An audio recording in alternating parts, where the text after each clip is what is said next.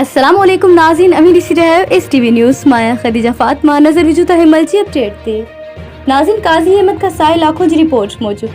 Sindh ग्रोरस organisation पारां कमनि जी आबादगारनि जी रहियल रक़म जी अदायगी लाइ 8 सेप्टेम्बर ते हबीब शुगर मिल नवाबशाह अॾो ऐलानी ऐं एहतिजाजी धरणे जी कामयाबी लाइ chairman Raza Chandio, senior vice chairman Haji Isaq Chandio, vice chairman Mohammad Waris Dahri, media coordinator Shamshad Malla, Ayub Arain, Ataul Anar, Ramzan Mangio, Karamullah Anar, press club Qazi Ahmed पहुंची प्रेस क्लब जी जनरल सेक्रेटरी साहिल लाखो ऐं साथियुनि खे दावत ॾिनी।